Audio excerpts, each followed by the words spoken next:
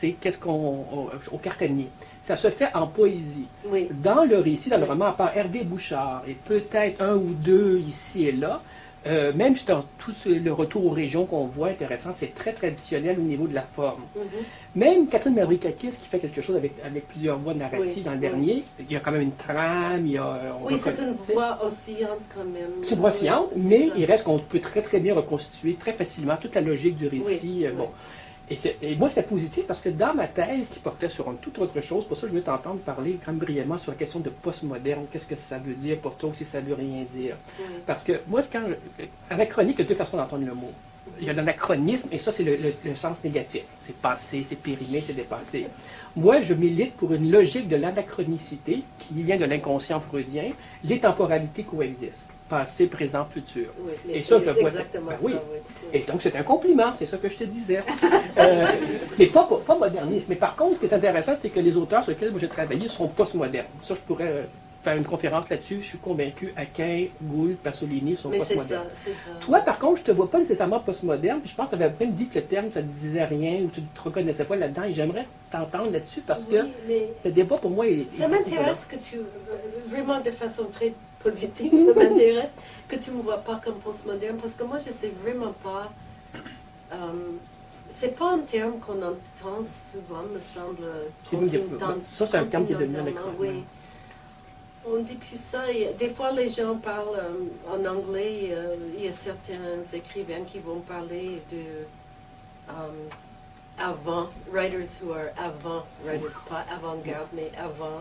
Ça, c'est un terme que j'ai entendu. Puis il y a tout le mouvement conceptualiste. Maintenant, on va voir les écrivains conceptualistes le 30 mars ça vaut le coup vraiment de les entendre. Qui je dirais, c'est vraiment ce qui domine, je dirais, actuellement dans le circuit américain. Et c'est beaucoup l'intertextualité, le sujet qui... Ça me fait penser au passage de Paris d'une certaine façon, le rapport du sujet par rapport au travail, je veux dire, où est Benjamin dans ce livre-là. C'est pour ça que je trouve que quand je dis moderniste... Alors, je sais pas vraiment, je fais mon petit chemin, tu sais. Donc, si tu restes fidèle, je pense, à ta poétique, et les noms que tu as mentionnés, George Weinstein, Benjamin, pour moi, c'est le modernisme au sens fort du terme.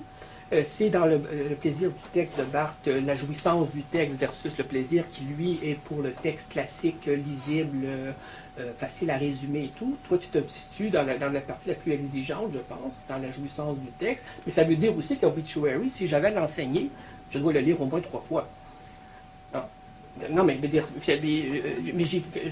le ferais parce que je veux le faire, parce que ça me bon, mais en même temps, c'est pas facile. Et ça serait être un menteur de dire que c'est facile. Parce qu'on n'a pas ces habitudes-là de lecture, tout simplement. Et ça, c'est parce qu'il manque vraiment une discussion sur ce genre de prose. Au Québec, actuellement aussi. Ça va commencer dans l'époque de l'écriture féminine, puis même avant Vacaquin, puis... etc. Mais c'est intéressant que le shift de la réception anglo-canadienne à québécoise francophone, et c'est ça qui fait qu'à un moment donné, tu n'es pas juste entre deux langues, mais tu es entre deux réceptions différentes. Et c'est pour ça, je pense que... Mais toi, parce qu'il y a les États-Unis aussi. Les États-Unis, puis ça, moi, je connais pas. Là, et puis, oui. Mais quand même, ce qui est intéressant, c'est qu'il y a un réseau continental de ce genre d'écriture. On y voit Nicole Desfoy, on voit Angela Desfoy qui est ici. On voit toutes sortes de personnes qu'on connaîtrait quand même à des lectures, dans les conversations, dans les revues littéraires.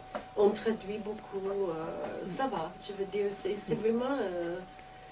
ça bouge vraiment beaucoup. Puis les gens de tout âge aussi, je dirais, je veux dire, c'est sûr que moi, je ne vais pas écrire comme quelqu'un qui a 40 ans. C'est pas la même chose. Mais oui, c'est vraiment, il y a vraiment un réseau de fun qui vaut le coup d'explorer. Mais on ne l'appelle pas postmoderne, je crois pas. Non. C'est pour ça que... On l'appelle... Je pense pas qu'on a un nom. Mais merci beaucoup pour vos questions. Il y en a une question, oui. Attendez. J'ai l'impression d'avoir, quand je pense et quand je présente, quand je pense à ton œuvre, que je te présente, j'insiste beaucoup sur la collaboration. Il y a plusieurs collaborations. Oui. Mais en fait,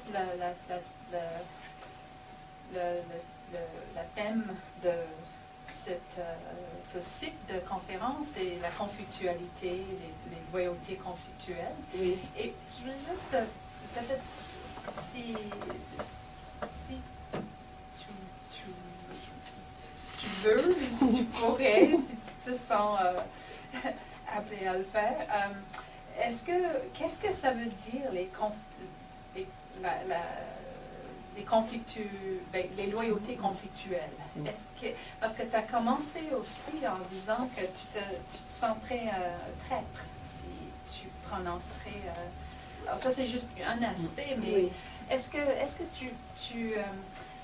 tu considères la question de conflictualité au niveau du récit et toutes les questions de point de vue, de perspective que tu as soulevé, le fait qu'il n'y a plus vraiment de perspective.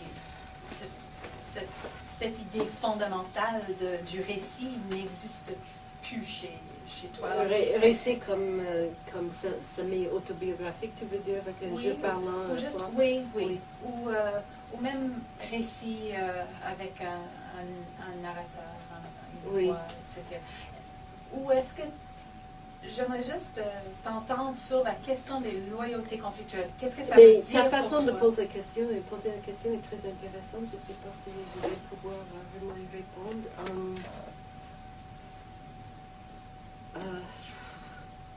Pour moi, maintenant, aujourd'hui,